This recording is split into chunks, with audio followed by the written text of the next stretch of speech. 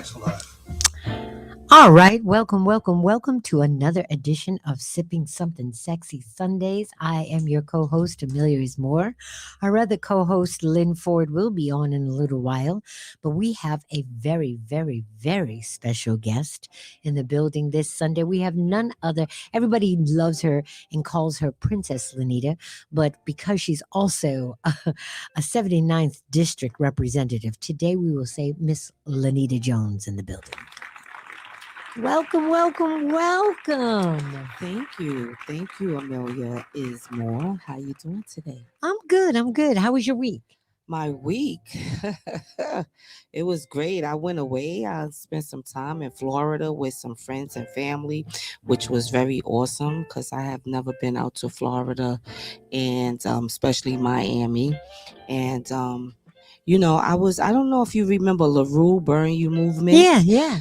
I was accompanying them and a Noodle and Q the Prophet. Matter of fact, he told me Noodle. mayor, I love Noodle, but he's also an ill MC. Peekskill. Yeah, a Peekskill. Yeah, He's the mayor of Peekskill. And we went out there actually to celebrate life because we've been locked down for 2 years and nobody wasn't really moving around a lot. And he put together this event last year for this year, and we had an awesome time. The food was great, the hospitality, all the people I met, they're wonderful. And Shout out to Mayor Andrew Rainey, man. Yes. He's running for office again too, so I want everybody to please support him. He's actually expanding. He's running for assembly. Yes. So he's going to be the assembly person of his community. Yes. And that's a blessing. When he called me and told me he was the mayor, I was like, no, that's so nice. And then I won my race. So yeah. Yeah, he's the rapping mayor. That's what I call him. I love that about him. And he is really an ill lyricist. Right. If anybody gets a chance, he's dropping a new project. Make sure you check that out. For Celebrate Life. Yes, exactly. Yes, to Noodle once again. Yes. Oh, we've got our co-host, Miss Lynn Brooklyn. What's up, Queen? Brooklyn. What's going on, y'all? What's going on, Princess? I'm hearing you talking that political talk right now. Get into it. What are we telling me that? A bunch of rappers and hip hop artists are now super politically motivated? Is that what you're telling me? Yes. And promoters, Rushing shelters off. Go ahead. Yeah. And while we're talking about rappers that are doing political aspirations, I gotta shout out my man Do It All. You know what I mean? Because he is kicking butt in Newark, New Jersey. Yeah. So I mean, it's really great. Yes. Awesome. Hi, ladies. I'm just so glad to be here. Hey, DJ. Hey, Mecca. What's going on? Hey, Lynn. How are you? We finally see Lynn. I'm loving this. This is absolutely fantastic. Ew. You know what? And I right now want to give a round of applause to our producer, D Mecca, because he was going through it and he got it done. So yes. And look, he won't even press the button for him. Press that damn button. Mecca, we back. Yes, bigger and stronger than ever. That's what progress is all about, y'all, and that's what team is all about. So, Lanita, we want to start with just why politics? What prompted you to? Because you've always been a nurturer, you've always taken care of your community, but why officially? Well, 3 times I was asked through a dear friend of mine's, Eric Stevenson. As you know, I used to promote and book artists, and I was actually his entertainment, business partner. And I used to book artists to perform at his fundraisings. And so 3 times, well, the second time I said is God calling me to do something for my peoples, right? Because I've been through the struggle and he brought me out of each struggle. So yes, he knows my heart. He knows I like giving people stuff, giving away. He knows I have a big heart. He knows I love nourishing and, doing that and just helping people. And he put it on my heart. So the third time I was like, okay, I'll run with you, and I ran and I won. And I actually, it is God, because actually I injured myself at work 2019, and I had a stroke 2020. I injured myself 2019. I was semi-paralyzed on my right side. Then I had the stroke 2020. And the same time I came out the hospital, I was running to be the district leader of my community. And I actually was sleeping the day that I don't mind saying it, because I was actually sleeping, because, I had just came out the hospital. It's just still fresh, my brain, my side of my neck being cut, and them going in my brain to take the blood clog out. I'm still like kind of just trying to heal. Right. So, I had such a terrible headache that day. I voted for myself, and then I went back home and I went to sleep, and I woke up. I was waking up by text at 10:45 telling me I'm winning. I'm like, I couldn't even celebrate. I was so sick, my head was hurting. And I was like, that ain't nothing but God. He said, when he brought me out the stroke, he said, I got a plan for you. The plan was to be the district leader, to be able to do what I love doing, that I was doing before, coming out my pocket. And now he gave me a platform where I don't have to come out my pocket too much, but, I think it's a blessing. I think it's God calling. And there's a lot of responsibility. People don't realize that there's a lot of responsibility that goes into just being a district leader. You have to think about your constituents. Right. You have to plan events. You have to look for support. Talk about some of those responsibilities and how our audience can actually assist you in those endeavors. Well, like you said, we do book bags giveaways, we do Christmas giveaways, we do coat drives and prom dresses and suits for the guys, and for our gentlemen. And we feed the community, and we want to continue to do these things, but we cannot do it without the whole world. You know what I'm saying?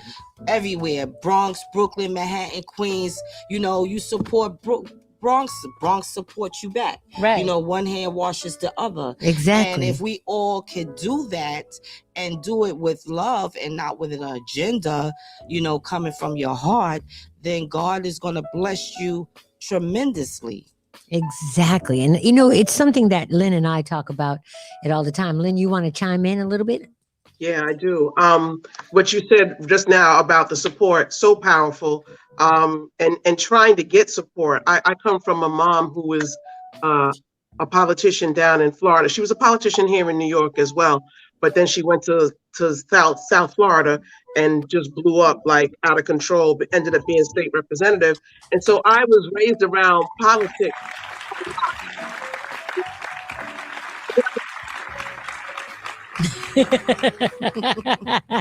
You was raised around politics a lot, and and I'm like, I shake it and not stirred with no salt, please, if that's what we over there doing. So, but I was going to say that it's hard to find people, and politics is such support. Not just support. You said support without an agenda. That's almost impossible to do in politics, especially. So what I was going to say is sometimes you even have to get the support from the people that do have an agenda. See if their agenda meshes with yours, and that you guys can elevate and take something to the next level. If their agenda is something that's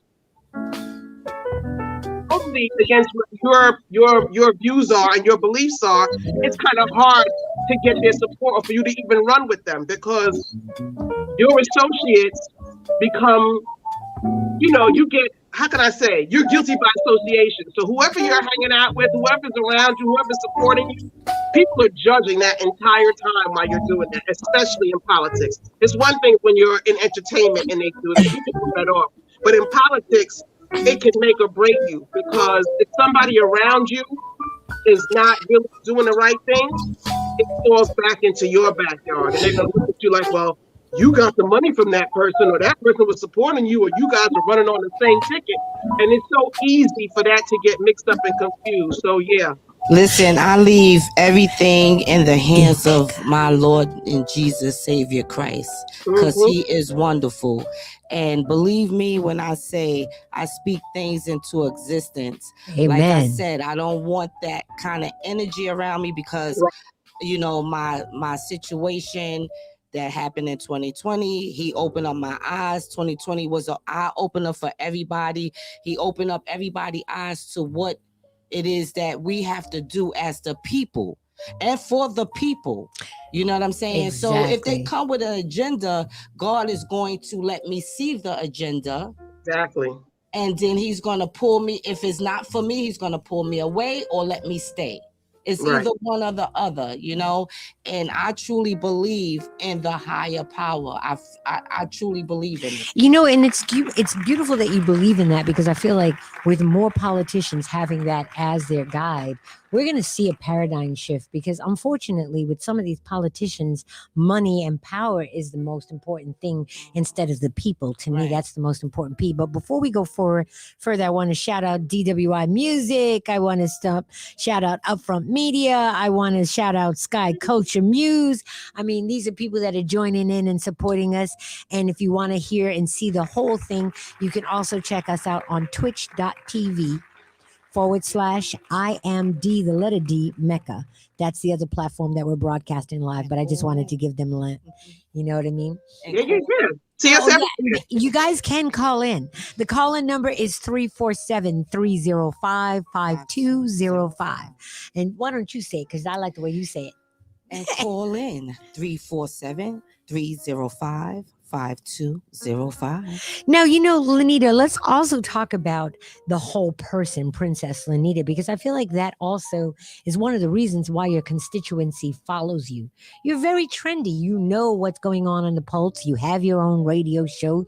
You talk about your own agendas. Why are those things important as a politician? Well, first of all, you have to live in the community. Yes. I've been living in the community for over 50 years. So I pretty much know everybody there. And they see what I've done in the community. They see how I gave back to the community.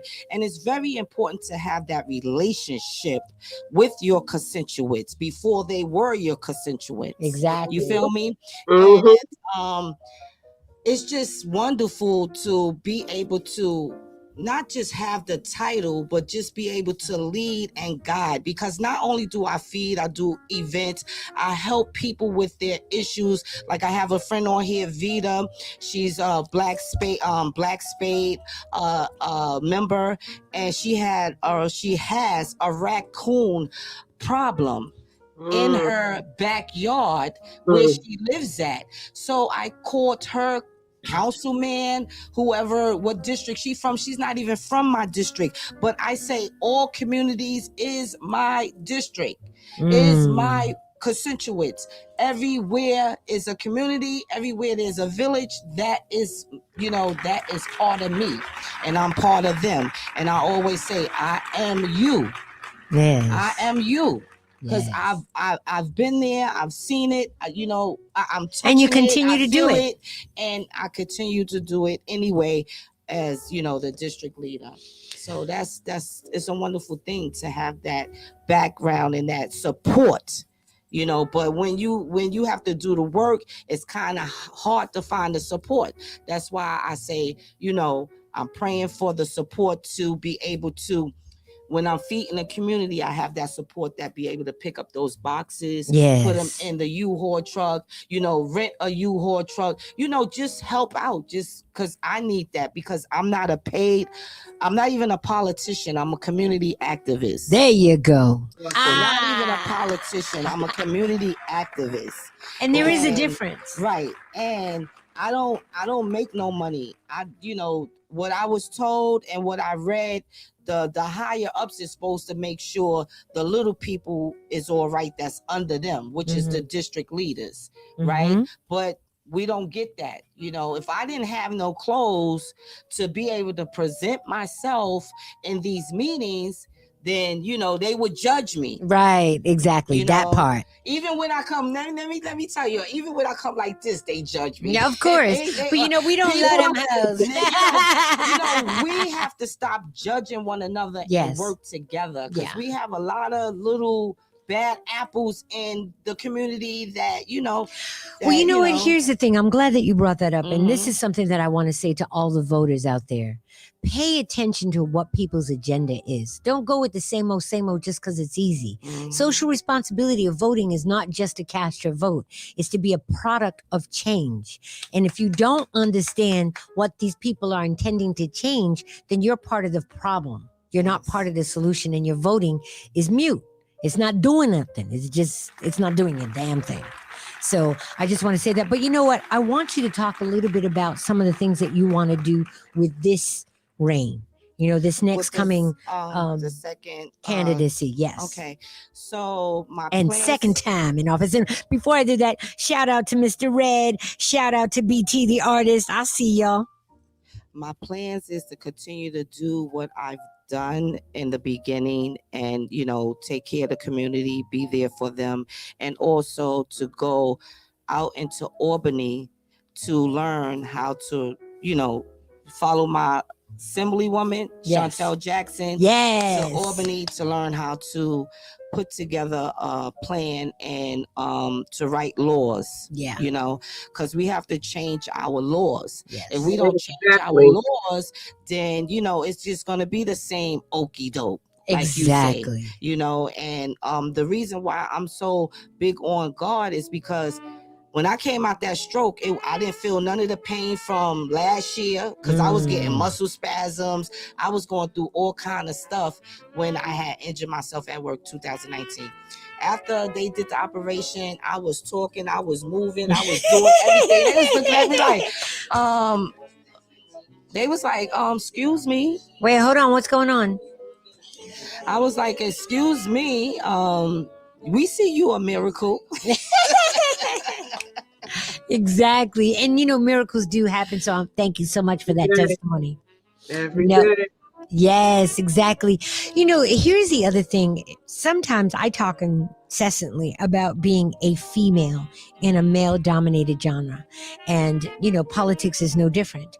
What is that experience like, and how do you make your male constituencies as well as your male co-workers, politicians, look at you for your assets as opposed to your boop?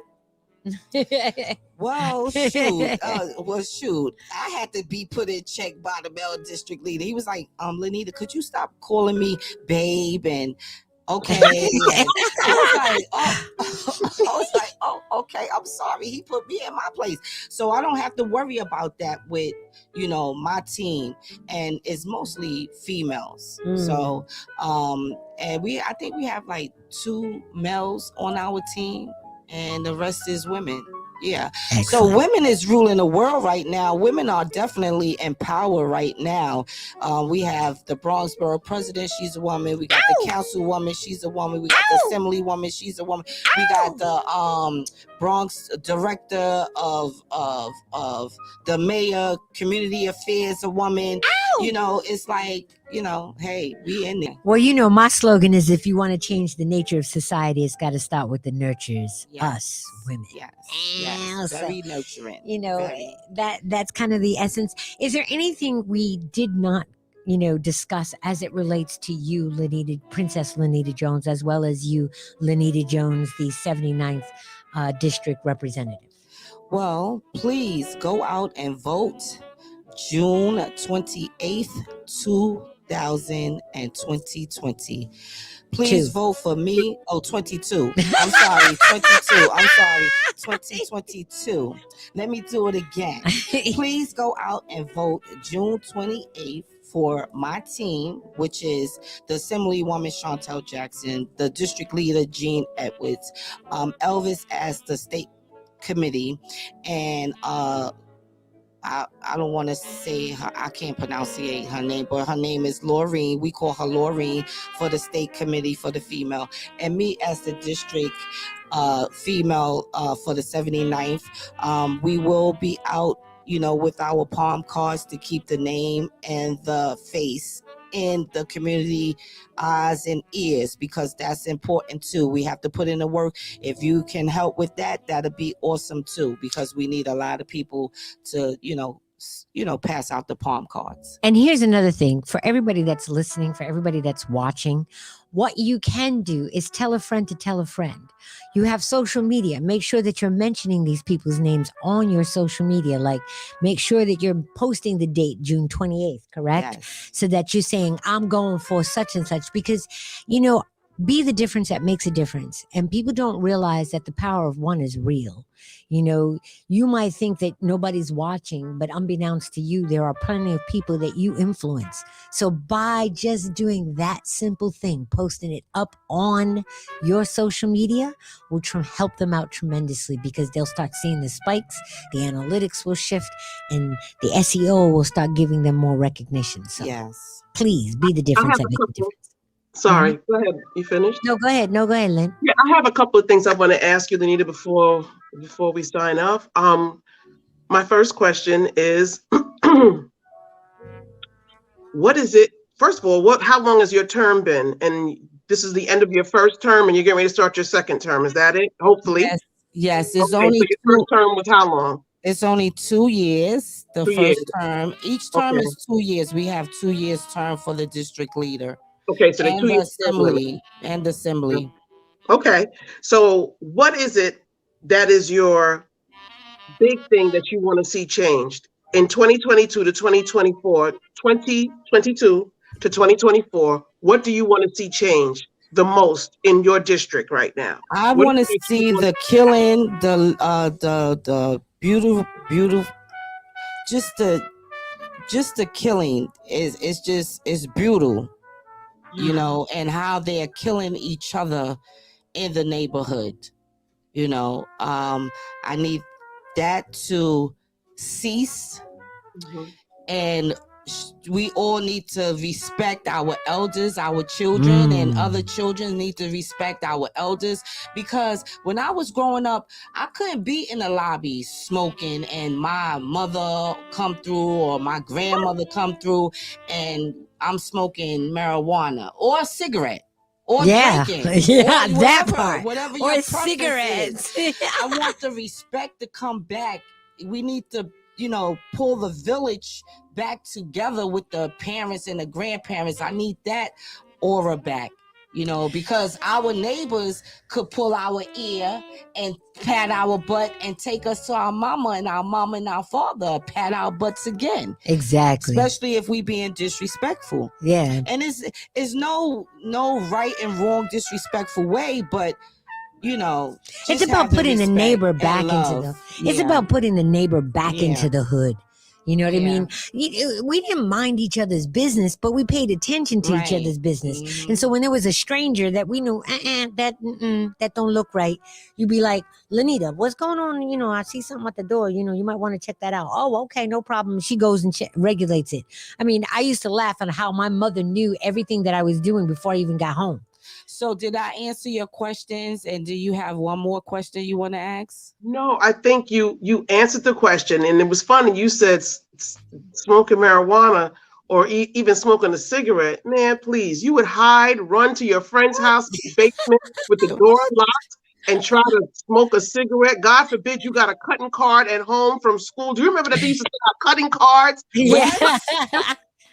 One day I was smoking a cigarette. I don't know if I was smoking weed or a cigarette this day. My mother, I'm standing in front of the building. My mother come.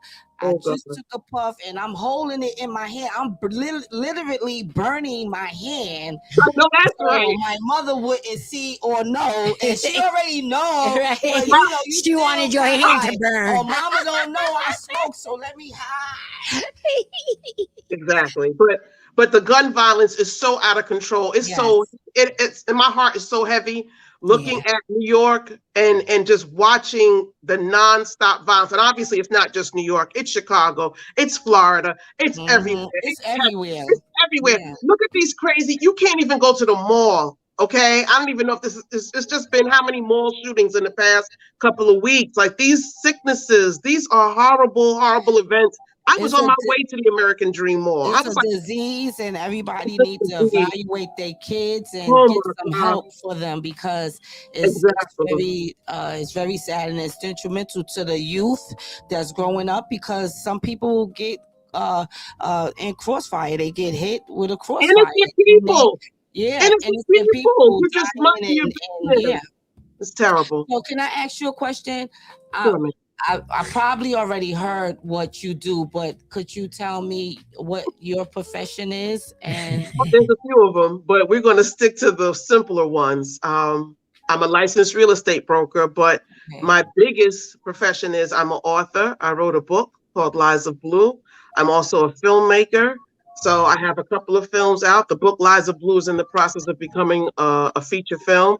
And I have a web series called The Gray Area. So I am, to which Amelia Moore started. Okay. Yes. I'm a screenwriter, a filmmaker, a producer, and just a person. A million years ago, I used to rap. And she's just a phenomenal woman. That's really what she is. I have a lot of hats too, but Amelia Moore wanted to just keep it on politics. So, No, you can actually speak about all the rest of the stuff that you do. We do. We don't have our next caller until the hour. So. Okay, so I used to work I actually went away and did some time, and instead of doing all of my time, I was a good, quiet, like innocent looking kind of girl, but I was, doing things that I shouldn't be doing, that my mother didn't allow me to do. Me too. We got to talk about this. So, I went away for a little while. I only did 6 months because I didn't have to do my full time, because I took the shock program. I did 9. Oh, girl, we gotta have to talk. I did 9 months. I learned a lot from taking that program, and like I said, God is real, because He brings me out of my situations, and even if I still have to get a punishment from Him, I learned from it. You know? Talk about it. I did that, and then when I came back, I started working for this lady called Lillian Baega. She's a marketing, promotion, actress, Miss America, all that. She's a entrepreneur, right? And I was working for her, promoting her products and marketing her products. And first I started working at Yankee Stadium, then I started working for her, which was better for me, because then I was working in her office and promoting her products. So I was making a lot, Yeah, you was making that guap. My finances. Yeah, you was making that guap. My finances. We go from the block to the boardroom here, baby. My finances was great, right? And then and then after that, I started my own company behind working from her as a woman, seeing that all of these things and all these accounts she has and stuff like that. I said, I'm gonna start my own company. And I took a trip to. She's a CEO.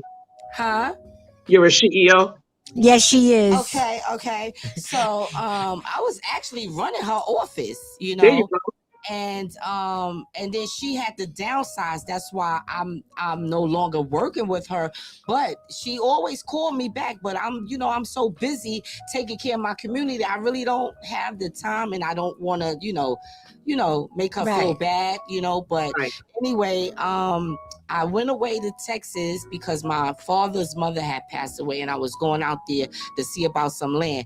On my way back, I was like, I'm going to start me a company. When I come back, I ain't going to work for nobody I know that's right. For nobody else. And I started Supreme Kenyati's Entertainment, April 6, 2006. And it consists of booking artists, poets, casting director, counseling, all of the above, hosting. I started hosting television. I used to host Street Line. I'm also in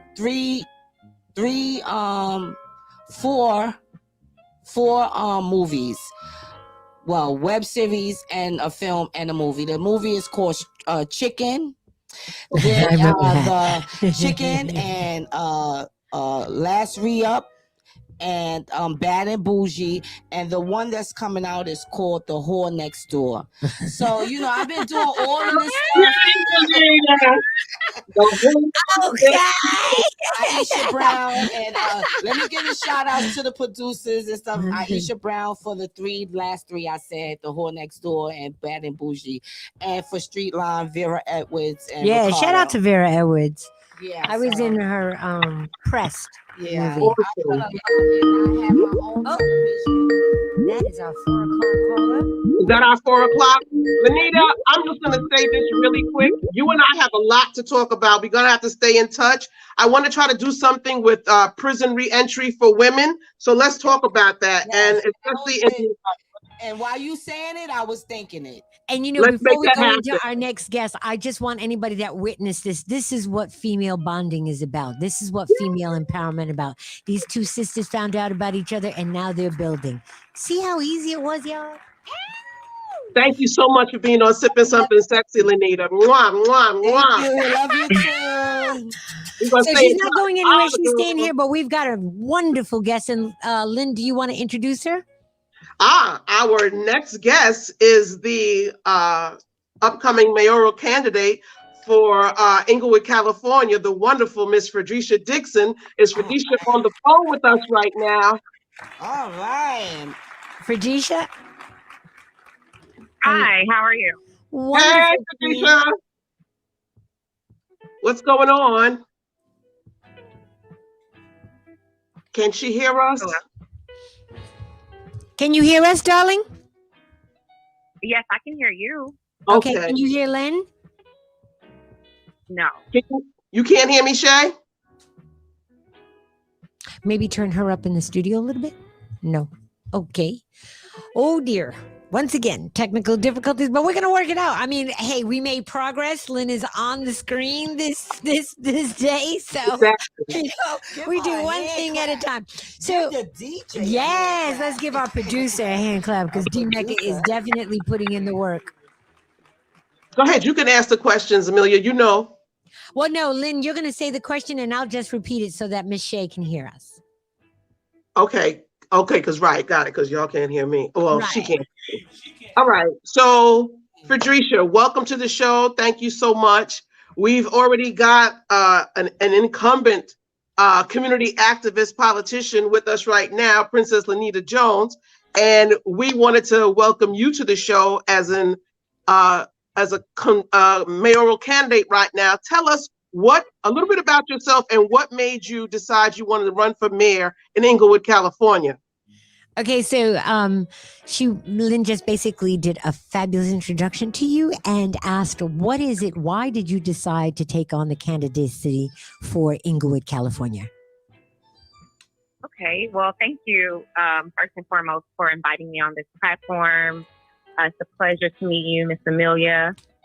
It's a pleasure to meet you, Miss Princess Lanita. And thank you very much, Miss Lynn. I appreciate all of your support, all of your words of encouragement, and the advice that you have given me. So basically, I felt obligated to step up to the plate and advocate on behalf of my community.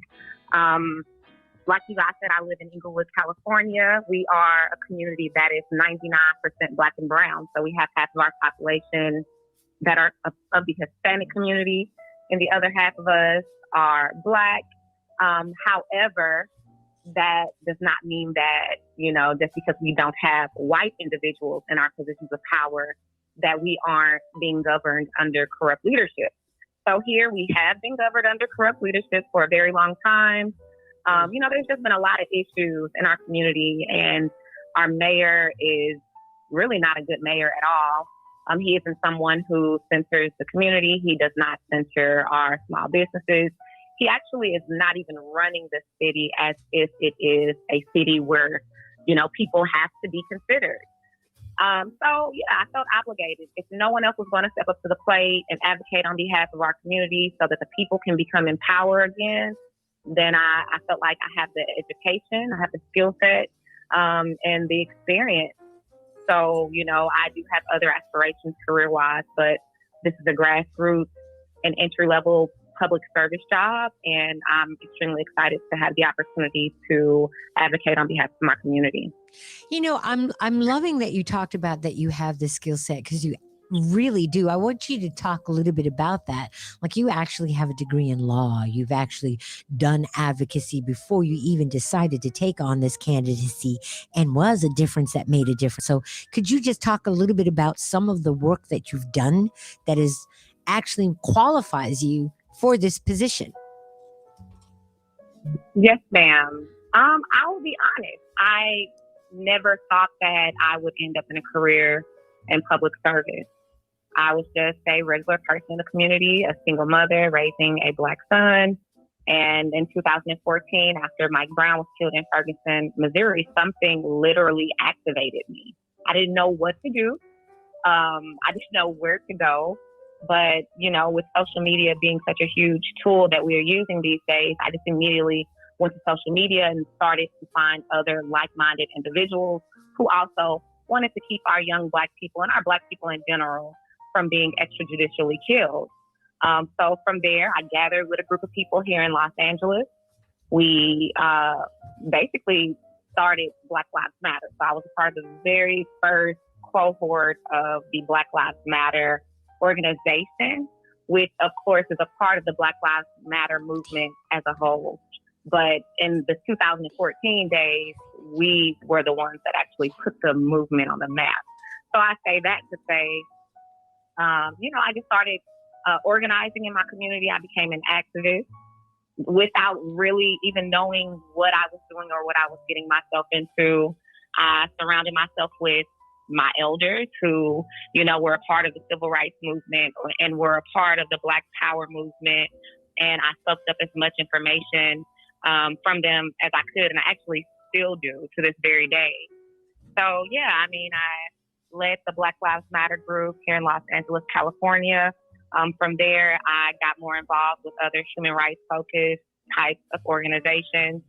And that led me to also doing things like legal observing after I was transitioning out of having my body on the front line, because I realized quickly that, you know, although we started this movement off saying we were going to have a leaderless movement, the powers that be were already researching us. They were already watching every step. So they already pinpointed who they viewed to be the leader. And unfortunately, I was that person. So that caused me to, you know, get harassed a lot by the police, be arrested more times than I even wish to share, just based off of being at protests, you know. I actually went to trial once because they wanted to prosecute me for, you know, an action of civil disobedience that they believe I organized and led. But I transitioned into more legal advocacy work that did not require me to be on the front lines. It did not require me to continuously put myself in harm's way in that manner. So, you know, the National Lawyers Guild came about, and I also worked with the Langston Hughes Bar Association, and I'm now working with the Black Women Lawyers Association. But as I was doing my activism, I realized I needed to go to law school. So as a college dropout, I didn't think that was possible. But LA is a very unique city. I will say that this is a very unique place, and this is also a place where activism is championed. And so, you know, I was invited to interview with a law school here, human rights focused law school called People's College of Law. And despite me not having an undergrad degree, they accepted me into their program. That also meant that I had to sit for what we call the baby bar. It's the first year law students exam. It's an exam that's given by the California Bar, and they give it to all people who have completed their first year of law study that were in a non-traditional type of law path. And, you know, I took that test, I passed it. After I passed it, then I transferred to an actual accredited law school where I for sure would not have gotten accepted without an undergrad degree. I graduated last year, and, you know, thank you. I'm so happy to be finished with law school, but now I am entering my first year of my legal fellowship with Law for Black Lives, which is a legal organization that basically provides legal support for activists and organizers and other legal people trying to work in the movement. That's beautiful. Oh yeah, I guess that's like the quick story of my background. Can I say something to her? She said a spark hit her. That was God letting you know that it's your time to do the work that he put you out to do. And like with my district leader before me, she was a female district leader. She was a district leader for 12 years. She wasn't doing not the things that I'm doing as the district leader. So as long as you doing God's work and you putting it in and you putting it into action, then he's going to continue to bless you and bless you and bless you. And we have a caller. Thank you. Yes. So I thought we had a caller, but it was a false alarm. But you know what? Here's another thing that I think is really interesting about your journey, right? Is that as a mother and being moved by the movement, seeing firsthand what people go through, as a politician, you now have that other perspective. What were some of the things that you learned from going through that you are now putting into your agenda as far as reformation from a political stance? Okay. I want to start by saying I'm not a politician. Okay. In fact, the job of mayor is a public service job, and I'm a public service worker. That's what I have been doing for the past 10 years. I've been volunteering my time and working in my community to help people who look like me and who are similarly situated as I am figure out ways to thrive. So when I do become mayor, I'm going to operate in this exact same capacity. My focus will remain on the people, empowering this community, especially the young people, as well as our small businesses. Inglewood is a city where over these past few years, we've gotten some really big billion-dollar corporations move here. And just by them coming into the city, it's already pushing a lot of residents out. Our property values have gone up over 60% just over the past 3 years. So just to put that into perspective a little bit for you, the median income of an Inglewood resident is $27,000. Meanwhile, the median cost of a house on the market right now is $815,000. So clearly, that's not something that most of us can afford. Right. So, everything that I want to do when I get in that position, I'm going to center the people, whatever the people's voice is and whatever the people's needs are, that is what my voice is and that is what my vote is about. I'm or glad, will be about, because I'm not making the vote now. I'm glad that you mentioned that about this whole new form of gentrification, because people have gotten hip to the old methods. And so this is the new method that they're bringing in. So one of the things that I know I'm lobbying for in my own town is that we grandfather in the fixed incomes and the seniors that have been in the community, supporting the community for over 25 years or more. Because it's not fair that you make this decision, and most gentrification is a 20-year window. So they already targeted those people. So by doing it 25, you can't move those people out. Because, everybody knows that the tactics is generally fear. It's loss of security is the last one. But first of all, it's construction, making it inconvenient for you. They talk about improvements, but meanwhile, you can't park where you are. They're fixing the streets. They're doing all of these things to make it inconvenient for you. Right. Then from the inconvenience, they talk about new rules. You know what I mean? Then from there, they raise the property value and they attack the sense of security. And if you withstand all of that, they realize you ain't going nowhere, and then they want to play nice. Right. So yeah, that's interesting. It's actually reversed in my community. Oh. So our baby boomers possess most of the wealth in our community. Mm-hmm.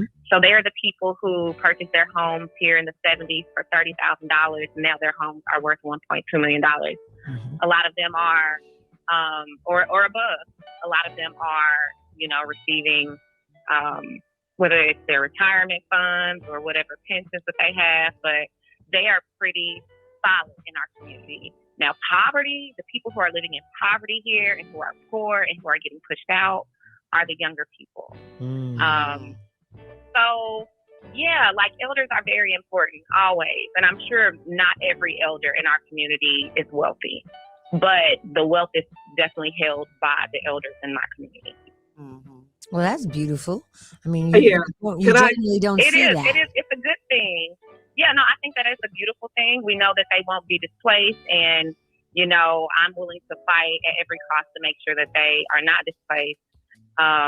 But then at the same time, the people who are being displaced are the folks who haven't had the opportunity to even make a living yet or learn how to make a living. It's like, before most of us will even get the opportunity to put ourselves in a position to purchase housing, somebody that looks completely different from us will already be living here and occupying these spaces. Lynn has a question. Lynn, what is your question? A couple of things about the situation. What you said, Amelia, about gentrification, absolutely right. I'm dealing with that in Newark.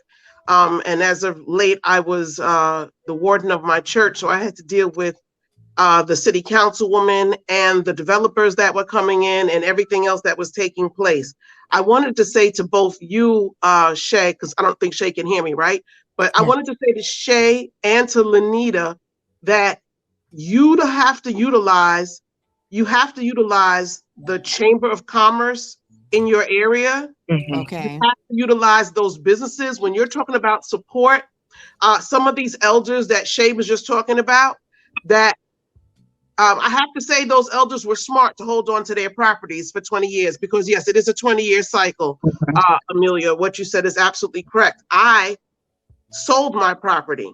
So now that same property that I owned is now worth $2 million. Yeah, Jesus I don't own it. Christ. I don't own it, but somebody else now owns it, and them and their youth, their children, their grands are going to benefit from that. Okay. Mm-hmm. So right. It's not something, there's nothing wrong with that. The thing is, you have to be aware to know when to hold on to the property or when to not sell it. And two, as Shay was saying, when you have young people that are in the neighborhood who also need to grow your neighborhood, because the older people, unfortunately, but the cycle of life will pass on. Their children or grandchildren will come in and take over the property. The young people that are buying and investing into those properties now or trying to need to also have a say. So when you're getting this legislation drawn and written, that might be something you guys might want to think about, is how it's going to help young people to be able to sustain their generational and increase their generational wealth. Unfortunately, when these big corporations come in, you have to be able to tap into them. As far as your support, as far as your campaigning, as far as everything you want to move forward and do, you have to figure out how to tap into these big corporations so that it helps you to benefit and feed your community. Right. I mentioned that. I said, it's important for me to, I already built my team as far as the campaign situation. I built it up with the assemblywoman, the councilwoman, our district leader, and we are all working together. So as long as we have that bond and we are serious about working together, I'm going to learn from each one of them. I'm new to this. Like how she said she didn't know which way to go or whatever. I'm new to this. It's kind of easy for me because I feel like I'm doing the same work that I've done for over 20 years in my community, giving back to stop the violence, booking talent for the fundraisers for our assembly person or our council person, or just doing these things that I was doing before I even became the district leader. It comes naturally, so I agree with you on that. Shay, Sha, I'm sorry. I gave you your love name from your bio, but what can our viewers, because I asked Lanita the same question, what can our viewers and our audience do to help assist you in your endeavors? How can we support? They can spread the word. I am on social media. I do have a website as well. Anytime I get invited to platforms such as yours, I accept the invitation. So spread the word. Just let people know that there is a young lady named Fredisha Dixon who is running for mayor in Inglewood, California. Let your people know my website, share my social media with them. That way they can go and read about me and check out my background and the platform that I'm running on and the changes that I want to make in the community. If they're local, or even if they aren't local, because I do have volunteers who aren't even here in California, they can volunteer on our campaign. We have a lot of things that they can do in a lot of ways that they can be assets and very impactful to helping us get into office. They can go to my website and make a donation. Donations are huge. I am running against an incumbent, and not only is he already rich, he has been in office for 12 years, so he has relationships with big corporations. I know that he's already raised over $120,000 from one. It has to be more than one, but he has a $100,000 donation already from a corporation. No, that's not nice for him. I've only raised almost $4,000. Oh. So when you compare the two, he don't have to campaign. I'm out here in the streets every single day campaigning. I'm knocking on people's doors. I'm going to the small businesses. Mm-hmm. I'm engaging in different things in the community. And I have to do that because I don't have the money to post my face and vote for me, Fredisha Dixon, on all of our billboards here. But guess what? He don't have to do what I do, because all he has to do is put his little money out there, get him a billboard, and then everyone knows that he's running again. So I encourage people, if they believe in my ideals and this mission that I'm pushing forward, please make a donation. Any amount is great. Any amount helps. And then lastly, our election is November 8th. So just vote for me, or tell your people to vote for me. And those 4 actions would assist me so much. Can you give them the website right now? I wanted to mention, I'm sorry, what did you say? Can you give them the website right now where they can go to donate? Yes, ma'am. The website is FredishaDixon.com. It is FredishaDixon, Dixon.com. And I wanted to mention that, this is another way that it's a lot of stuff that just shouldn't be going on here in Inglewood. We have the highest contribution limit in the entire state. So, for instance, one person could donate up to $100,000 to someone who is running for office here. Wow. And we only represent 107,000 people. So that's way higher than, for instance, what our senators are able to get donated, which I believe is either in the hundreds or just a couple $1,000s per person. And they're representing millions of people, so money has been talking here, and money has been moving our community in a way, or moving our city in a way that has negatively impacted our community. Wow. So my campaign is really about getting those big corporate entities out of decision-making positions. Stop allowing them to utilize their money to make our legislators vote. The legislators should be voting according to what is best for the community and what the people want. Dollars shouldn't be a factor here, but unfortunately, that's what's happening. Well, I'm going to agree with you with the fact that you said to, donate. That is the most important thing that an election needs, for our friends and families to donate. When we send a link out, donate whatever you could donate. We're not asking for no whole lot of money. Every dollar and cent adds up. And it's very important to do that, because it's not a fact. Money is not a factor, but if you have volunteers, you have to be able to compensate them some kind of way with a shirt, make them feel comfortable with a meal, and maybe pay them to go out to give out when election day comes, the June 28th, they normally pay the volunteers to go out to put out the palm cards on the doors and stuff like that, because they know that's tedious. I've done it by myself with the Stop the Violence. I have 17 buildings in my community, and I went to every single floor and every single building for 20 years. Right. That's what you have to do. As part of being a part of the Stop the Violence event. Exactly. You know, and it's very tedious, and a lot of people don't understand the fact that we just asking y'all to donate to help us to be able to, do the things that we need to do to win the race. Right. Help me help you. And for the people. Here's another question. What about matching grants? I know that sometimes when you raise a certain amount of money, then you go to corporate America and you say, well, listen, the community's raised this much. We want you to match it. Is that an effective method of fundraising, or is it passe now? No, it's still a thing. I think that it is. Huh? I definitely think that it is. And it's still a thing. I think that it is. So the reason why and then also in Los Angeles, for instance, the city of Los Angeles matches the candidate fund. Wow. So once they raise a certain amount of money, I think it might be like $4,000, $3,000. Then the city matches that and gives them another $3,000 or however much amount it is. But they do that. So it's very much a thing.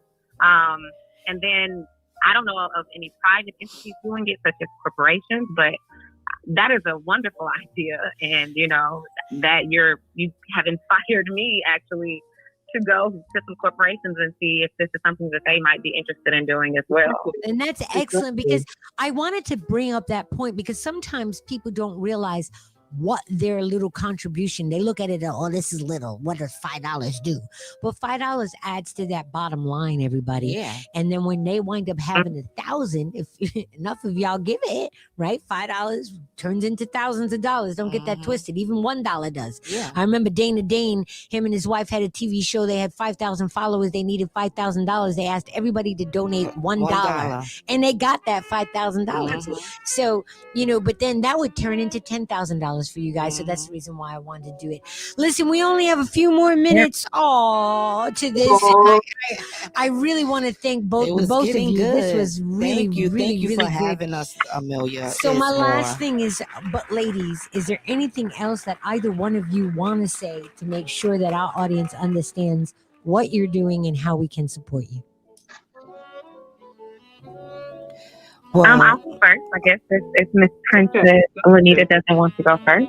I just really want to encourage our community to get politically activated, right? If we're going to be able to have a say-so regarding how our lives operate or how we are governed, we need a seat at the table.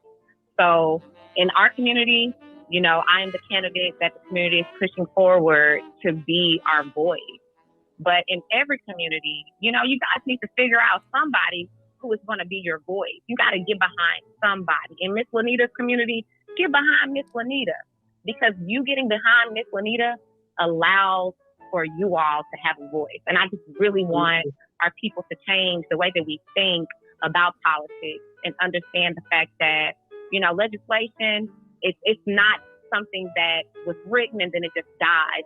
These documents, even including our Constitution, these are living, breathing documents, and we can change them. It is legal for us to change them. It is legal for us to create whatever laws we want to create. But in order for us to do that, we actually have to be in those positions of power.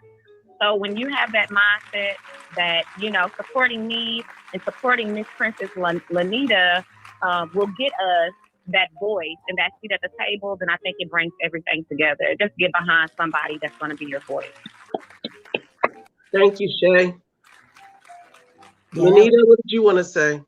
I only have 1 minute. So remember, I am you. I've been through what you've been through. So we have to support one another. I'm there to support you.